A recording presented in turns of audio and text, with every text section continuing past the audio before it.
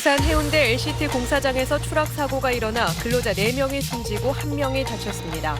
3명은 200m 높이 55층 공사 현장에서 추락해 사망했고 1명은 떨어진 구조물에 맞아 숨진 것으로 소방당국은 추정했습니다. 문재인 대통령이 다음 주 대북 특사를 파견할 것으로 보입니다. 우리 측 특사는 평양에 가서 김정은 위원장의 의중을 직접 확인할 계획입니다. 영화감독 조근현 씨가 배우 지망생을 작업실로 불러 성폭력적 발언을 했다는 폭로가 있었죠. 당시 조 감독은 영화계의 현실을 말해준 것뿐이라고 해명했는데 피해자 한 명이 당시 대화가 담긴 녹음 파일을 SBS에 보내왔습니다. 미투 폭로를 해도 국내에선 가해자의 실명을 제대로 공개하지 않는 경우가 많습니다. 가해자는 별 처벌을 안 받고 피해자가 오히려 무고나 명예훼손으로 몰리는 경우가 많기 때문입니다. SBS가 지난달 단독 보도한 유명 연예인의 경희대 대학원 입학 비리에 대한 경찰의 수사 결과가 나왔습니다. 가수 정용화 씨와 학사 비리를 주도한 해당 학과장까지 6명이 기소 의견으로 검찰에 송치됐습니다. 태극기 집회 참가자들이 시민단체 관계자를 폭행하고 현수막을 찢었다는 주장이 나와 시민단체들이 공동 대응에 나섰습니다. 경찰이 수사에 착수했습니다. 한밤중 택시에 치인 뒤 차 밑에 깔려있던 여대생이 극적으로 구조됐습니다. 사고를 보고 달려온 시민과 경찰이 힘을 모아 차체를 들어올려서 구해냈습니다. 이명박 전 대통령의 최측근이었다가 저격수로 돌아선 정두원 전 의원의 폭로가 또 나왔습니다. 이 전 대통령 부인 김윤옥 여사가 17대 대선 당시 경천 동지할 실수를 했고 자신이 그 뒷수습을 했다고 주장했습니다.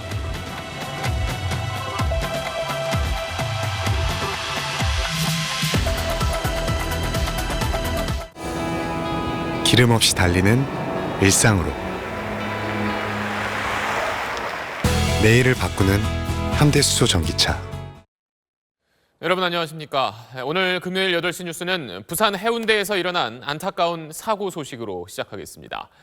초고층 복합 건물 LCT 공사 현장에서 건물 55층 외벽에 매달려 있던 안전 작업 발판이 아래로 떨어졌습니다.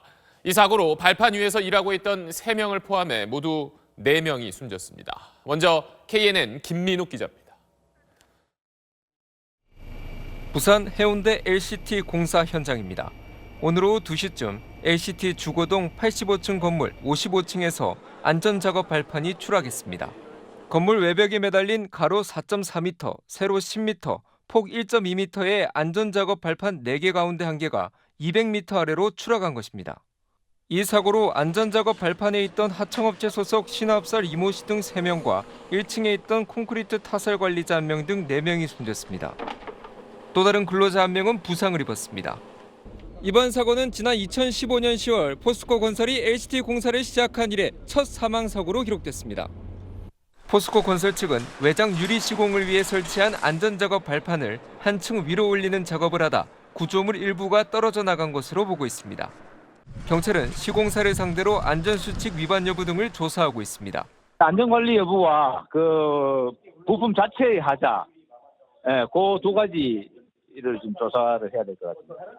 이번 추락 사고로 사고가 난 건물을 포함해 건물 3동에 대한 공사는 전면 중단된 상태입니다. KNN 김민욱입니다. 네, 들으신 대로 이번 사고로 숨진 4명 모두 하청 노동자였습니다.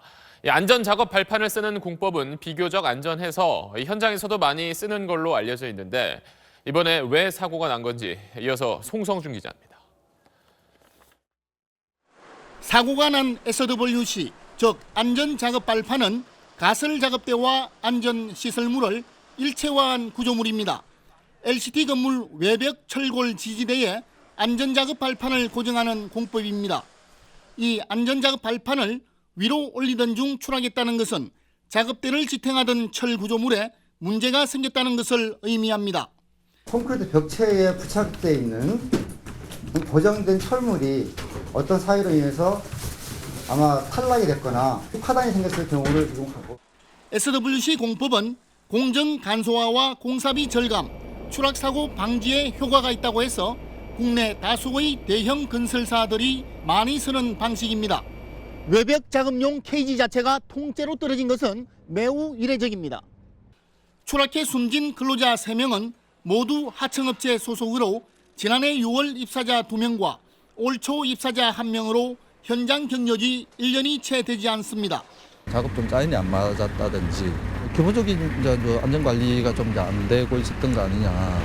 경찰은 현장의 안전지도 감독관이 안전 규정을 제대로 감독했는지 또 작업자들이 안전 규정을 지켰는지 등을 조사하고 있습니다. 또 시행사가 내년 11월로 예정된 완공 시기를 맞추기 위해 안전 점검을 소홀히 한 채 무리하게 공사를 강행했을 가능성도 수사하고 있습니다. SBS 송선준입니다. 다음 소식입니다. 문재인 대통령이 다음 주 대북 특사를 보낼 걸로 보입니다. 북한과 미국의 회담을 확실히 중매서기 위해서 북한 김정은 위원장의 의중을 직접 확인할 계획입니다. 먼저 정유미 기자입니다. 청와대는 대화 동력을 살리기 위해 대북 특사 파견에 속도를 내기로 했습니다.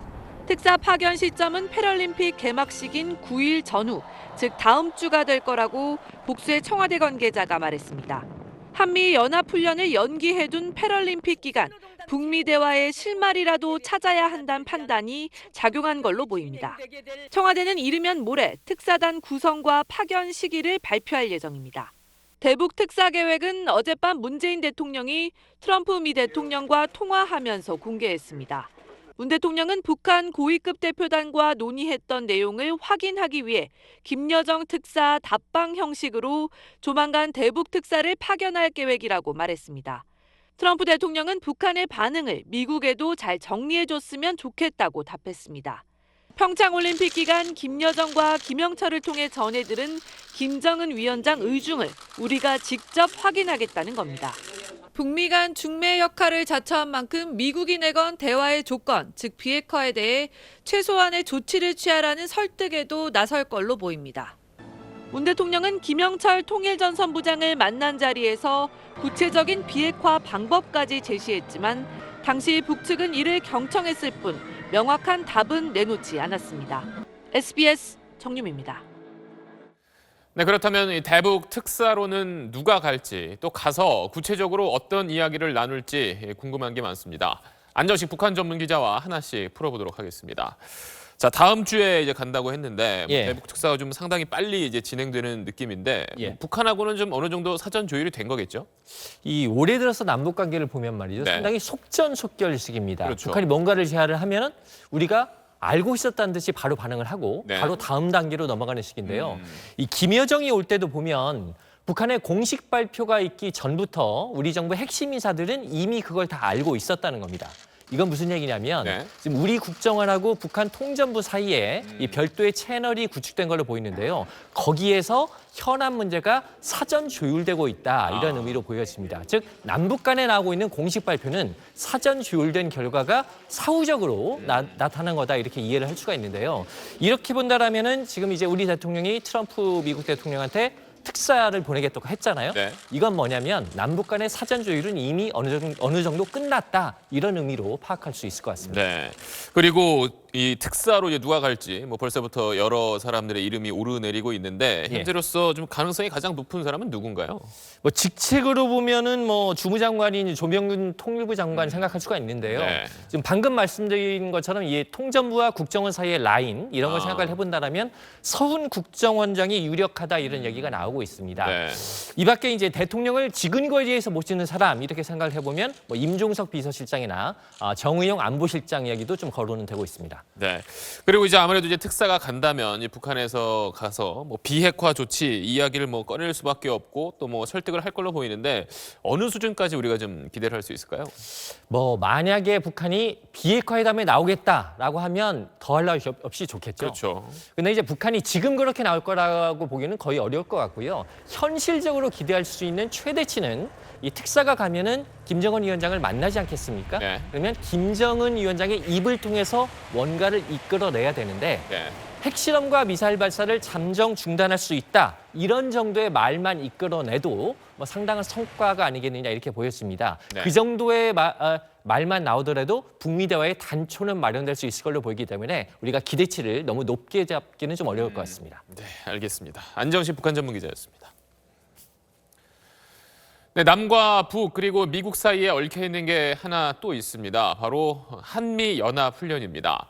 자, 우리와 미국은 이 북한과 이 협상 카드로 최대한 활용하기 위해서 이 훈련을 언제 또 어떻게 할지 이 공식 발표를 미뤄왔는데 이 문정인 외교안보특보가 최근 이 관련 발언을 쏟아내고 있습니다. 우리 군은 불쾌하다는 반응이지만 실제로는 문정인 특보의 말대로 돼가고 있습니다. 김태훈 국방전문 기자입니다. 미국을 방문 중인 문정인 외교안보특보는 이미 지난달 20일부터 한미연합훈련이 4월 첫째 주에 시작된다고 예고했습니다. 4월이 되면 그동안 연기되던 한미연합군사 연습 시작입니다. 미 언론과 인터뷰에선 일부 조정의 여지가 있다면서 훈련 기간이 줄어들 가능성도 언급했습니다. 또 그제는 한국 대통령이 나가라고 하면 주한미군은 나가야 한다고 말해 미 국방부가 동맹이 함께 결정할 문제라고 반박성 입장을 내는 등 문 특보의 언행엔 거침이 없어 보입니다. 한미연합훈련은 북한을 대화 테이블로 끌어내기 위한 유용한 카드일 수 있는 상황. 공식 발표까지 미룬 군으로선 불쾌할 수밖에 없습니다. 그 사람은 그런 얘기를 했을진 몰라도 그런 걸 결정하고 하는 위치는 아니라고 생각합니다. 군의 이런 당혹감에도 훈련 일정은 문특보 말대로입니다. 4월 첫째 주에 시작하고 기간은 2달에서 1달로 줄어드는 것으로 알려졌습니다. 군 관계자는 기간은 줄지만 규모와 내용은 예년과 큰 차이가 없을 것이라고 말했습니다. 집약적 훈련이란 건데 동아시아에 전개 중인 칼빈슨 항모전단과 F-35B를 탑재한 강습 상륙함 와스프, 괌의 B-52, B-1B 전략폭격기의 참가가 유력합니다. SBS 김태훈입니다. 영화 흥부 또 26년을 연출한 중견 영화 감독 조근현 씨가 성폭력을 저질렀다는 폭로가 지금까지 2차례 나왔습니다. 조근현 씨가 오디션을 본다면서 지망생들을 작업실인 자신의 오피스텔로 불러서 여배우들은 남자를 유혹해야 한다 같은 발언을 했다는 내용입니다.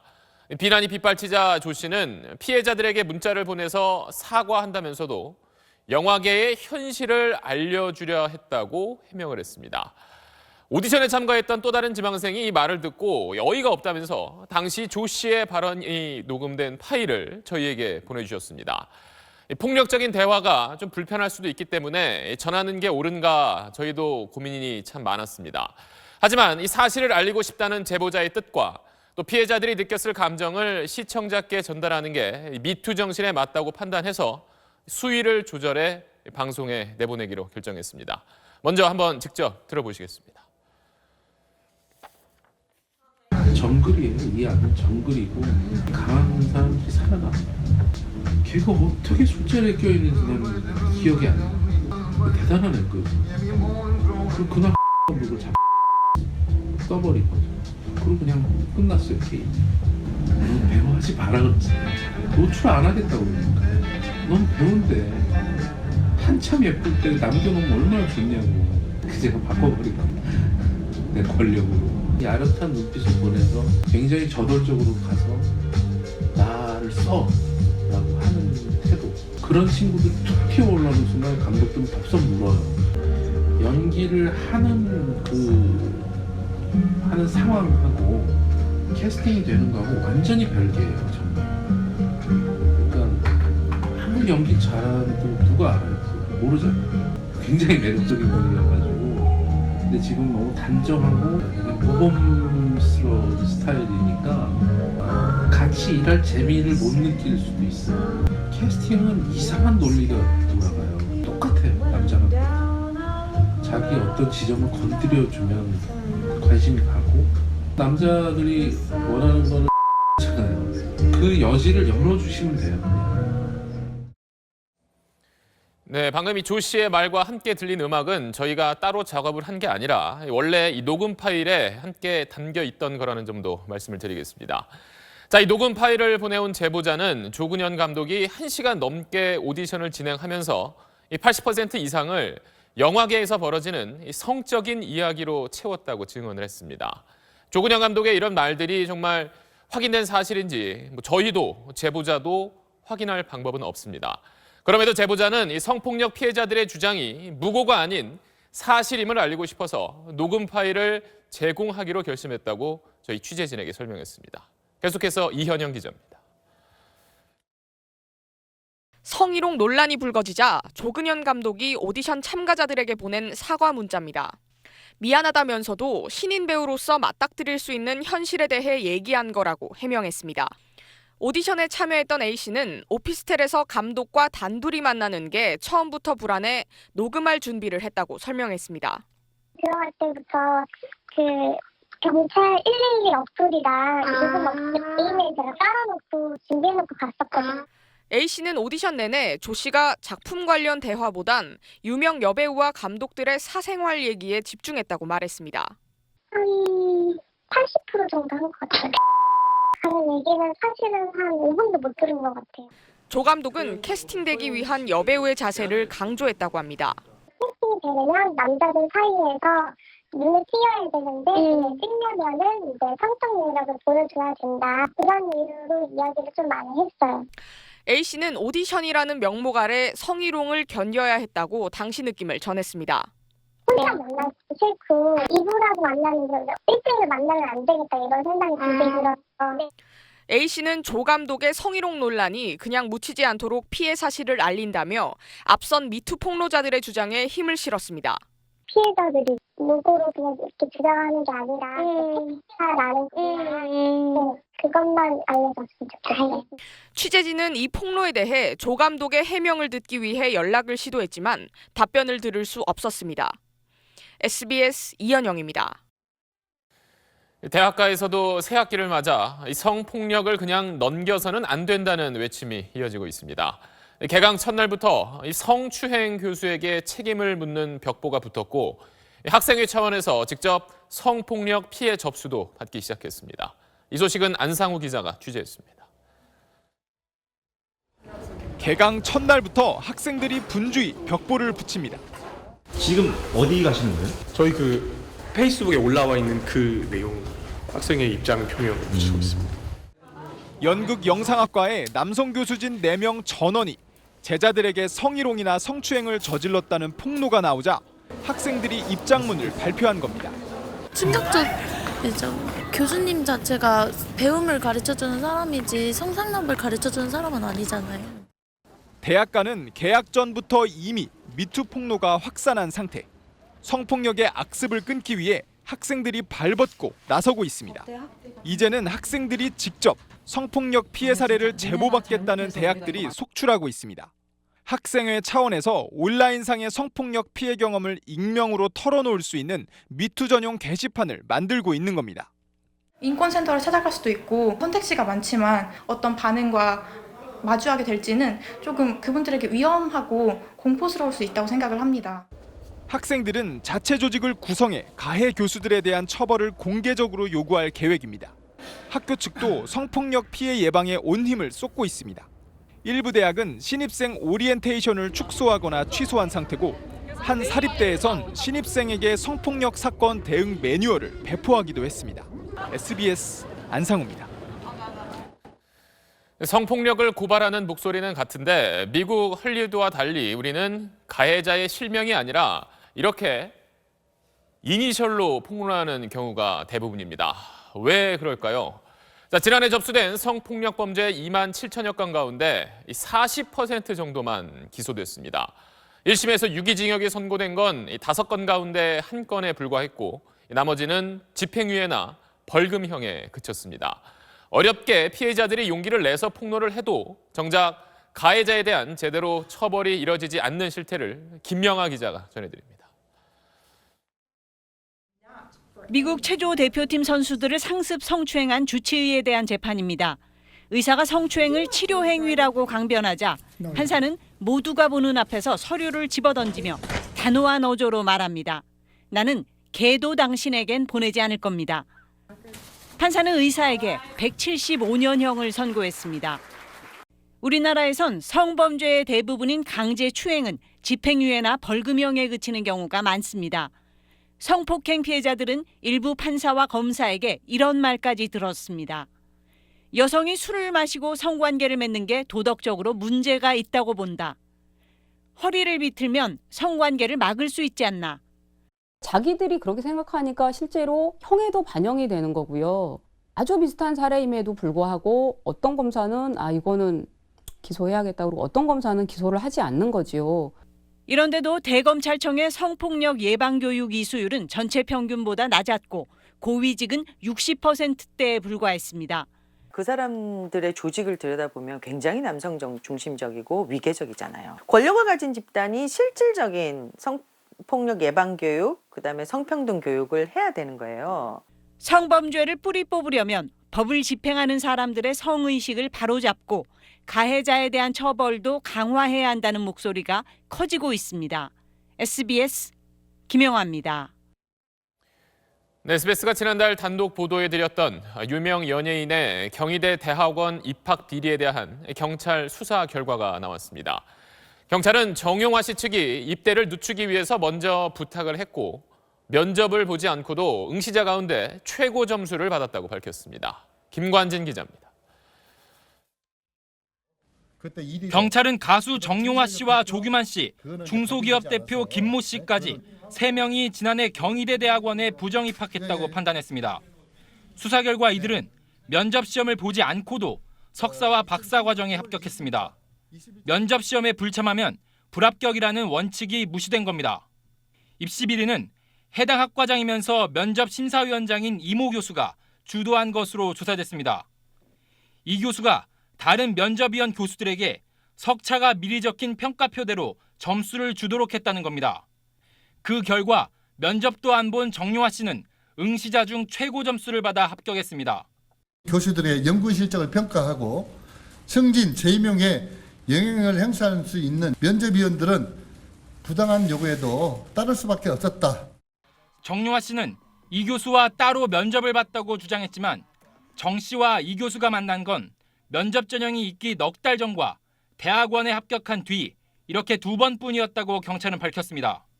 또한 정 씨 측이 군입대를 늦추려고 경희대에 먼저 대학원 입학을 부탁한 것으로 경찰은 보고 있습니다. 경찰은 정 씨와 조 씨 등 부정 입학자 3명과 학과장에 대해 업무방해 혐의를 적용해 검찰의 기소 의견으로 송치했습니다. 네, 지금까지 이 내용 취재한 김관진 기자 지금 나와 있습니다. 자, 정용화 씨가 워낙 인기 가수이다 보니까 또 팬들이 실제 김 기자한테 항의도 굉장히 많이 했다고도 들었는데 좀 항의가 그렇게 많았었나요? 네, 그 2달 전 입시 관련 입시 비리 관련 보도를 처음 한 이후에 네. 그 정용화 씨의 팬들로부터 수백 통 정도 되는 항의 이메일을 많이 받았습니다. 네. 우선 교수가 먼저 정 씨 측에 입시 혜택을 제한해서 벌어진 일이라면서 정 씨를 겨냥한 악의적인 보도라는 주장이 많았습니다. 네. 하지만 경찰 조사 결과 정 씨 매니저가 경희대 측에 먼저 입학을 부탁한 점이 새로 드러났습니다. 그렇죠. 네, 입시 비리를 주도한 교수가 가장 큰 책임을 지어야 되는 건 사실이지만 네. 바로 이 점에서 정 씨 역시 책임으로부터 자유로울 수 없는 바로 그런 이유가 있고요. 네.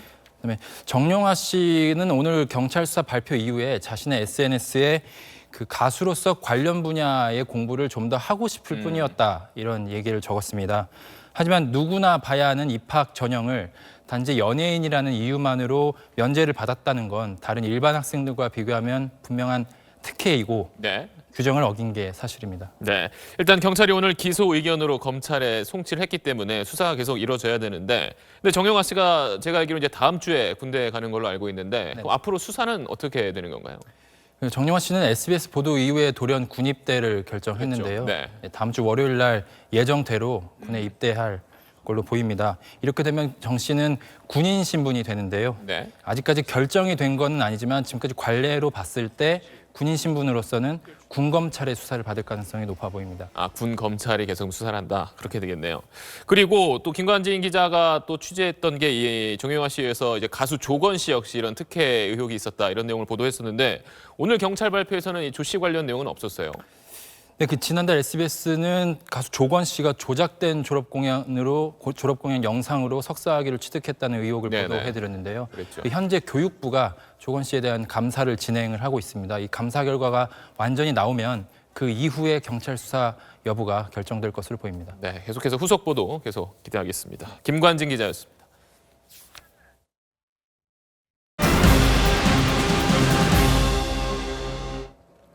어제 3.1절을 맞아 거리 행진에 나선 보수단체 집회 참가자들이 광화문 광장의 촛불탑을 훼손하고 다른 시민단체 회원을 폭행한 일이 벌어졌습니다. 피해 시민단체들이 공동 대응에 나선 가운데 경찰도 엄정히 수사하겠다고 밝혔습니다. 박창근 기자입니다.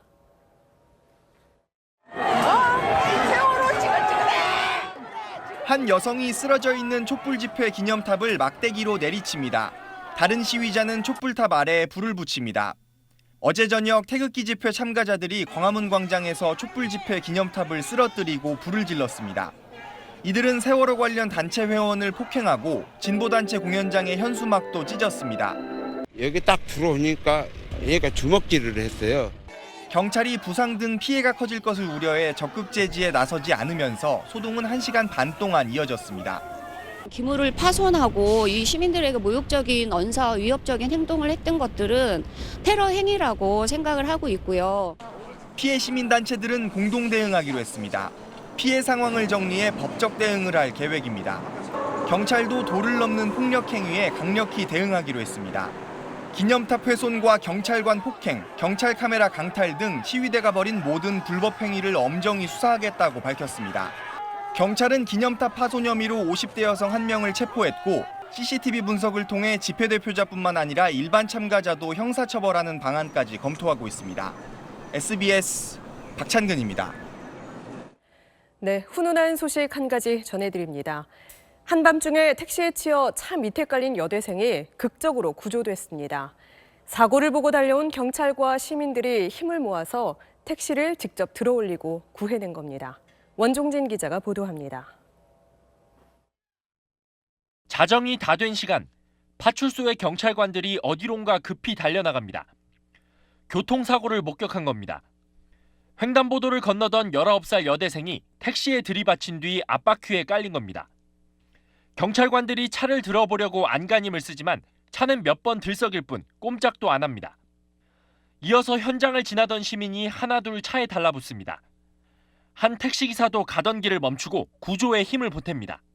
처음에 한번 들어올리니까 안 올라가가지고 두 번 다시 서로가 그 구령을 한번 맞춰가지고 올리니까 경찰 5명과 시민 4명, 이렇게 9명의 힘이 모이자 좀처럼 움직이지 않던 택시가 기어이 들어 올려집니다. 사고 현장입니다. 밤이 되면 인적이 드물어지는 곳인데요. 근처를 지나는 시민들은 사고 현장을 그냥 지나치지 않았습니다. 당시는 그 인적이 상당히 드문 시간이었어요. 도와달라고 하니까 또 서서시 와서 도와주셔가지고 또 쉽게 구조할 수 있었습니다. 사고 발생 6분 만에 구조된 여대생은 곧바로 병원에 옮겨졌습니다. 어깨 쇄골과 무릎을 다쳤지만 생명엔 지장이 없는 것으로 전해졌습니다. 경찰은 전방 주의 의무를 소홀히 한 혐의로 사고를 낸 택시기사를 불구속 입건했습니다. SBS 원종진입니다. 한 전문대가 취업률을 높이려고 졸업생들의 주민번호를 받아서 허위로 취업시켰다는 의혹, 이 시간을 통해 보도해드린 바 있습니다. 그런데 이런 사실이 방송에 나간 이후 학교 측이 이를 제보한 졸업생을 경찰에 고소하기까지 했습니다. 어떻게 된 건지 유덕기 기자가 보도합니다.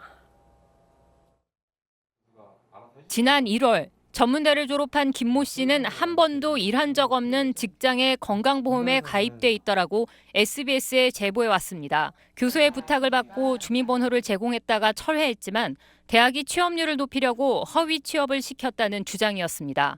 이 보도가 나간 다음 날 학교 교수들이 약속도 없이 김 씨의 집을 찾아왔습니다. 허위 취업은 오해로 벌어진 일이었다는 내용의 글에 서명하라고 요구했다는 겁니다. 저의 의견을 따르신다고 그런 말씀을 하시면서 계속 쓰는 걸 강요하시더라고요. 김 씨가 서명을 거부하자 학교 측은 김 씨와 또 다른 졸업생을 고소했습니다. 눈물을 보이시면서 진술서를 써달라고 하셨는데 갑자기 명예훼손이라고 신고를 해버리시니 이거 뭐 하자는 건지 잘 모르겠어요. 학교 측은 선의 과정에서 빚어진 일인데 방송에 알려 업무를 방해하고 명예를 훼손했다고 주장합니다. 이게 학교의 명예가 훼손된다는 거죠. 우리 학교가 지금 전문대학의 최고 수준이라고 하는 건 누구나 다 아는 상황이에요. 학생들 지원을 가장 많이 하고 있다는 것도요. 방송에 알렸다 해서 졸업생에게 각서를 강요하고 고소까지 하는 대학. 그것 또한 졸업생을 위한 선의에서 한 일인지 묻지 않을 수 없습니다. SBS 유덕기입니다. 연초에 설렁탕과 김밥 같은 서민 외식 물가가 오르더니 이번엔 햄버거 가격도 줄줄이 오르고 있습니다. 소비자들의 불만이 적지 않은 가운데 업체들은 임대료와 인건비 인상으로 가격을 올릴 수밖에 없다는 입장입니다. 정경윤 기자입니다. 버거킹은 오늘부터 대표 햄버거와 사이드 메뉴 12개 제품 가격을 100원씩 평균 1.6% 올렸습니다. 맥도날드도 지난달 27개 제품 가격을 100원에서 300원까지 4% 올렸습니다. 인상률이 더 높은 곳도 있습니다.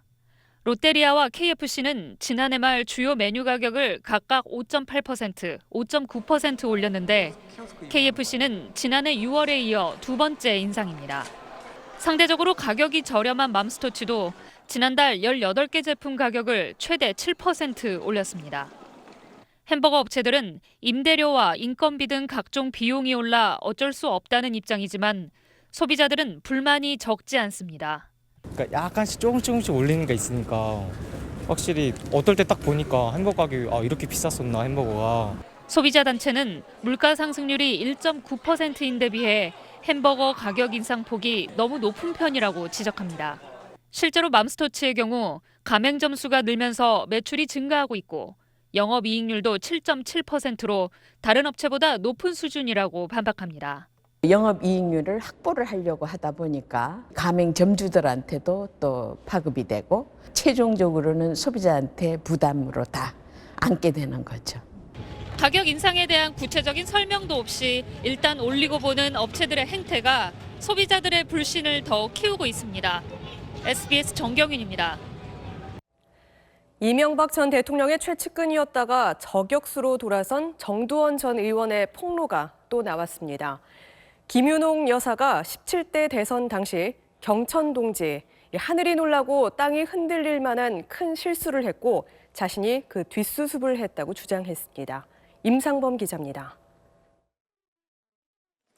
정두원 전 의원은 한 일간지와 인터뷰에서 이명박 전 대통령의 부인 김윤옥 여사가 17대 대선 당시 엄청난 실수를 저질렀다고 밝혔습니다. 당락이 바뀔 수 있을 정도의 정신 나간 일이었다고도 했습니다. 앞서 지난 1월 언급한 경천 동지할 일들이 바로 김 여사 관련이란 겁니다. 대통령 선거 과정에서 알 수 없는 일들이 많이 벌어졌습니다, 사실. 고비가 한 세 번이나 있었는데 아주 그냥 경천 동지할 일들이 벌어졌죠. 17대 대선 당시 이명박 캠프 전략기획본부장이었던 정 전 의원은 그 일을 막느라 자신이 기획 인쇄일을 한다는 사람에게 집권하면 지원을 아끼지 않겠다는 각서를 써줬고 사재를 털어 돈도 많이 줬다고 주장했습니다. 근데 그게 후유증이 대통령 후까지 갑니다. 그걸 처리하는 과정에서 돈들이 필요해요. 정 전 의원은 또 이 전 대통령은 정권을 잡은 게 아니라 이권을 잡은 거였고 돈이 신앙이었다고 비판했습니다. 이어 검찰에서 자신에게 연락해 왔다면서 검찰도 이 사건을 인지하고 있음을 내비쳤습니다. 이 전 대통령 측은 정 전 의원이 별거 아닌 일을 뭔가 있는 것처럼 부풀리고 있다는 반응을 보였습니다. SBS 임상범입니다.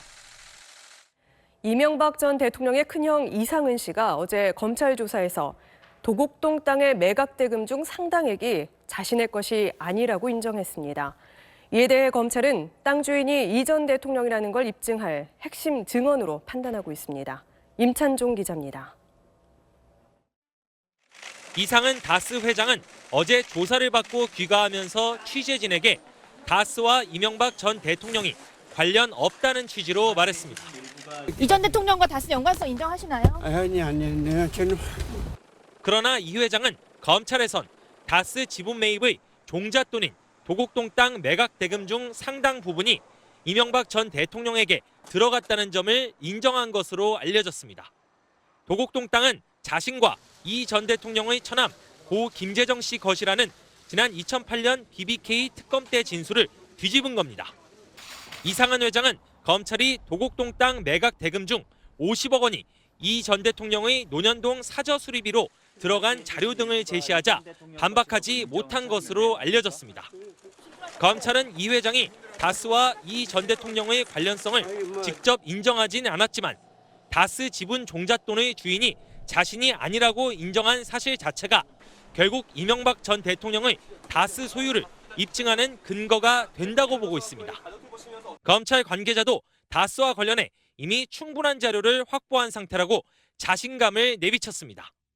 검찰은 이명박 전 대통령의 또 다른 형 이상득 전 의원도 이팔성 전 우리금융지주 회장으로부터 뇌물을 받은 혐의로 다시 소환할 방침입니다.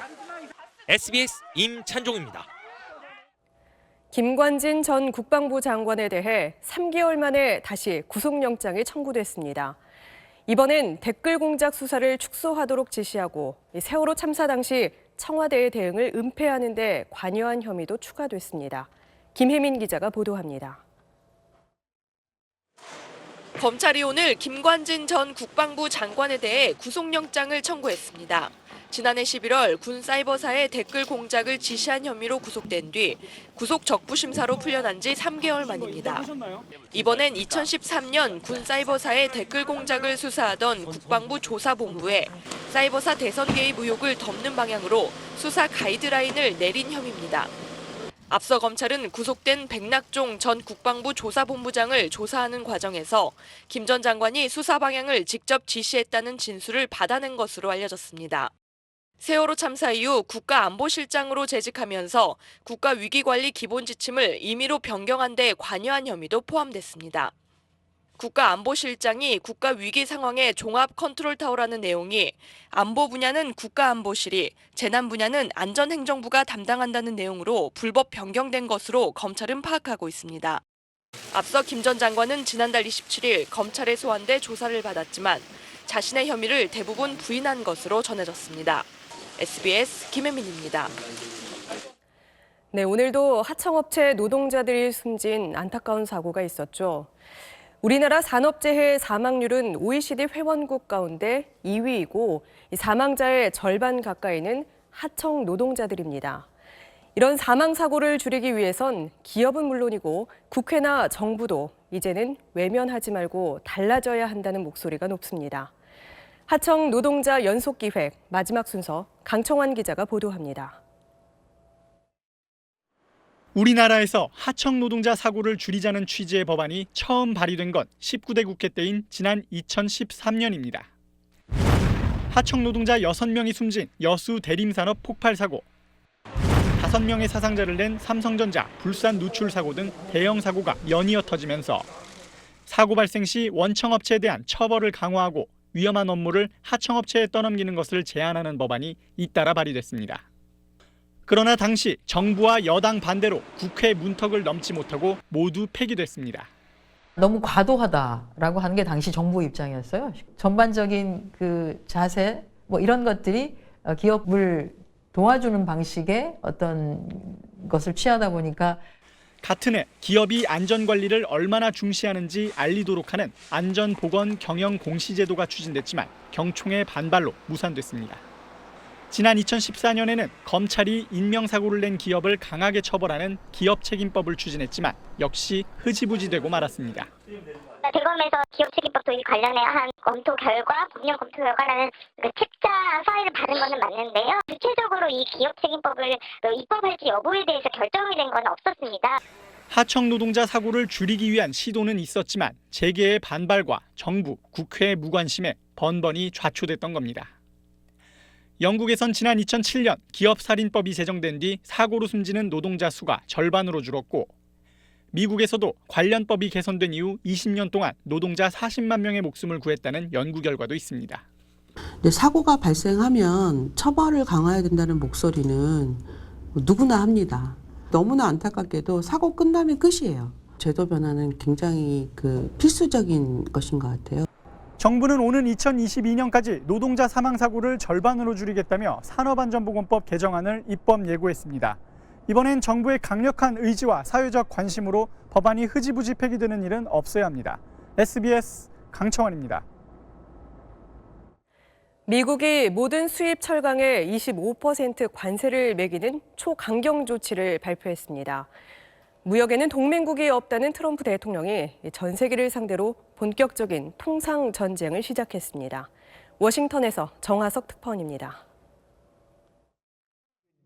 미국이 모든 수입 철강에 25%의 관세를, 알루미늄에는 10% 관세를 매기겠다고 밝혔습니다. 백악관 참모들 사이에서도 반대가 많았지만 트럼프의 의지가 강했던 것으로 전해졌습니다. You almost don't have much of a country Because without steel and aluminum, your country's not the same. And we need it. We need it even for defense. 철강 산업 보호는 트럼프의 대선 공약으로 사실상 표적은 중국의 덤핑 수출이었습니다. 그러나 대미 철강 수출 11위인 중국보다는 1, 2, 3위인 캐나다와 브라질, 한국 등이 더 큰 타격을 받게 됐습니다. 모두 트럼프가 불공정하다고 말하는 자유무역협정 체결 상대국들이어서 본격적인 개정 협상에 앞선 한 대 때리기의 성격도 있어 보입니다. 무역 분쟁과 원가 상승으로 미국 산업의 타격 역시 불가피하다는 우려에 미 증시도 1.6% 이상 급락했습니다. 아시아와 유럽 각국들도 WTO 제소 등 강경 대응을 공언하는 등 반발이 커지고 있습니다. 이를 감수하며 밀어붙인 데는 중간 선거를 앞둔 시점에서 미국 우선과 보호무역의 성과를 지지자들에게 보여줘야 한다는 트럼프의 정치적 시간표도 영향을 미쳤다는 분석이 나옵니다. 워싱턴에서 SBS 정하석입니다. 푸틴 러시아 대통령이 모든 미사일 방어 시스템을 뚫을 수 있는 무적의 신형 핵미사일 개발에 성공했다고 발표했습니다. 미국을 강하게 자극했는데 그 속내가 뭘까요? 파리 배지학 특파원이 전해드립니다. 러시아에서 발사된 미사일이 자유자재로 산과 계곡을 넘고 대서양과 태평양에 배치된 미사일 방어 체계를 피하면서 미국 본토로 향합니다. 푸틴 러시아 대통령이 공개한 신형 핵미사일의 그래픽 영상입니다. Россия оставалась и остается крупнейшей ядерной державой. Нет, с нами никто по существу не хотел разговаривать. Нас никто не слушал. Послушайте сейчас. 2시간의 국정연설에서 45분을 최첨단 무기를 과시하는 데 썼습니다. Ничего подобного ни у кого в мире пока нет. Когда-нибудь, наверное, появится, но за это время наши ребята еще что-нибудь придумают. 미국은 불쾌감을 감추지 못하며 즉시 날선 반응을 보였습니다. We don't regard that as the behavior of a responsible international player. 외신들은 러시아의 핵무기 개발은 강대국들의 핵무기 경쟁을 촉발할 것이라고 우려했습니다. 일부에선 네 번째 대선 도전을 보름여 앞둔 푸틴이 대선 전략 차원에서 치적을 과시한 것이라는 분석도 나옵니다. 무적의 핵무기를 앞세워 초강대국 비전을 선포했다는 것입니다. 서방 언론들은 신형 무기의 신빙성에 대해서 의문을 제기하면서도 지구촌이 더 위험한 시대로 진입하고 있다고 평가했습니다. 파리에서 SBS 배지학입니다. 회생 방안을 찾고 있는 한국 GM의 부실이 예상보다 더 심각한 것으로 나타났습니다. 차를 팔아서 번 매출액이 본사에 빚을 갚는 데 들어가고 있고 지난달엔 국내 판매량도 급감했습니다. 조성현 기자가 보도합니다. 군산공장 폐쇄 결정으로 다시 불거진 한국 GM 철수설은 우려한 대로 판매에도 큰 타격을 줬습니다. 전 차종의 판매량이 급감하며 2월 내수 판매 실적은 지난해의 절반 수준에 그쳤습니다. 철수 문제 때문에 부품 관련해서도 이제 좀 나중에 되면 구하기 힘들 것 같아가지고. 4년 누적 적자가 3조 원에 달해 자본 잠식 상태인 한국 GM이지만 지난 1월엔 만기가 닥친 미국 본사 차입금 약 4천억 원을 상환했습니다. 어떤 자금일까? 자금이 절대 부족하다 보니 수출로 받을 외상 대금인 매출 채권까지 빚 상환에 동원한 것으로 나타났습니다. 차를 팔아 번 돈이 회사 운영에 투입되지 않고 본사로 들어간 셈이라 예상보다 부실이 더 심각할 수 있다는 우려가 나오고 있습니다. GM 본사는 최근 한국 정부와의 협상을 위해 일부 채권의 회수를 보류했지만 상황은 나아진 게 없다는 지적입니다.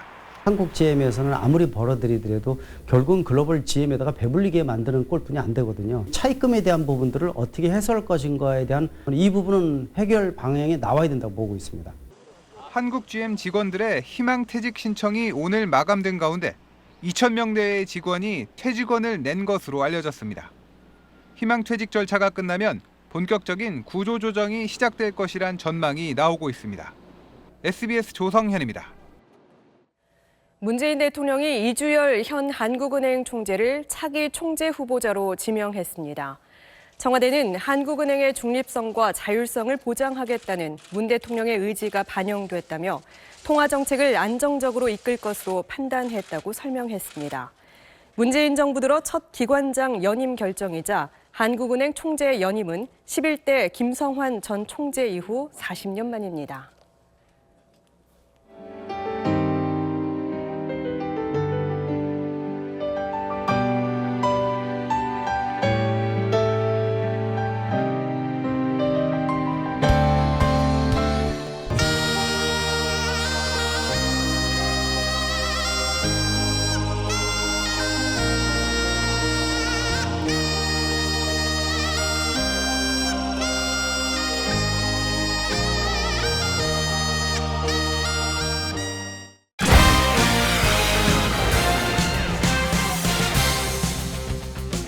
스포츠 뉴스입니다. 평창의 감동은 아직 끝나지 않았습니다. 동계 패럴림픽 개막을 일주일 앞두고 우리 선수단이 최고의 경기를 펼치겠다고 다짐했습니다. 유병민 기자입니다. 평창! 불굴의 의지로 역경을 이겨낸 태극전사들이 힘차게 결의를 다졌습니다. 문재인 대통령은 국가원수로는 처음으로 패럴림픽 출정식에 참석해 선수단을 격려했습니다. 자랑스러운 패럴림픽 선수단 여러분, 저에게 여러분은 이미 금메달입니다. 여러분은 인생의 진정한 승리자이자 챔피언입니다. 우리 선수단은 선수 36명과 임원 47명을 합쳐 역대 최대 규모인 83명입니다. 태극전사들은 6개 전 종목에 출전해 사상 첫 금메달과 함께 최고 성적인 종합 10위를 노립니다. 인간의 한계에 도전하는 노르딕 스키의 시니어는 강력한 금메달 후보입니다. 높은 곳까지 도전하게 돼가지고 관심을 받게 돼서 정말 행복하고 좋습니다. 나는 국가대표입니다. 화이팅을 보여드리겠습니다. 화이팅! 지난 2010년 밴쿠버에서 은메달을 따냈던 휠체어 컬링은 여자 컬링의 돌풍을 잇겠다는 각오입니다. 여자팀에 팀킴이 있더라고요. 저희 팀에는 5성이 있습니다. 각자 성이 다 틀립니다. 반대로 저희는 더 잘할 수 자신이 있습니다. 전 세계 49개국 570여 선수들이 참가하는 또 하나의 지구촌 축제는 오는 9일부터 열흘간 감동을 전합니다. SBS 유병민입니다. 이번 올림픽에서 최고의 스타로 떠오른 여자 컬링 팀킴이 짧은 휴식을 마치고 다시 한자리에 모였습니다. 선수들은 치솟은 인기를 느끼고 있다며 웃음꽃을 피웠습니다. 김영선 기자가 취재했습니다. 5명의 여자 컬링 대표 선수들이 평창 올림픽 은메달 이후 닷새 만에 많은 취재진 앞에 섰습니다. 갑작스런 인기가 낯설지만 신기하다고 털어놨습니다. 목욕탕 가면 제가 안경을 벗고 있으니까 못 알아볼 줄 알았거든요. 그래서 아주머니 한 분이 계속 쳐다보시는 거예요. 알아보시고 사진 찍자고 하시는 분들도 있고 음식 사주시는 분들도 많이 계셔서 네, 그때 실감했고. 화두는 역시 영미였습니다. 그러니까 영미하면 준비하라는 뜻에서 그리고 그러니까 영미를 계속 많이 외칠 때는 더 돌아야 되니까 좀만 더 힘을 내줘라는 뜻도 있고 그냥 경기 때 정말 힘든데 더 닦아야 되는데 그런 생각밖에 없었던 것 같아요. 삼성 야구단 홈 개막전에 시구 요청을 받은 팀킴은 색다른 시구를 준비하고 있습니다. 저희 팀이 각자의 포지션을 잡아서 이제 야구를 한 게임 하는 것처럼 한번 이렇게 모션을 취해보면 어떨까라.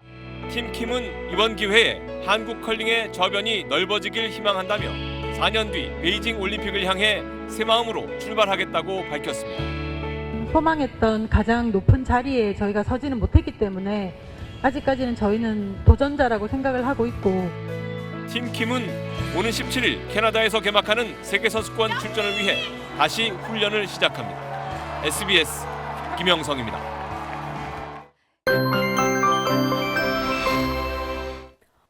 달이 높아지고 있습니다. 정월대보름 서울 하늘에 떠오른 보름달입니다. 밤하늘이 맑아서 이렇게 달이 굉장히 잘 보이는데요.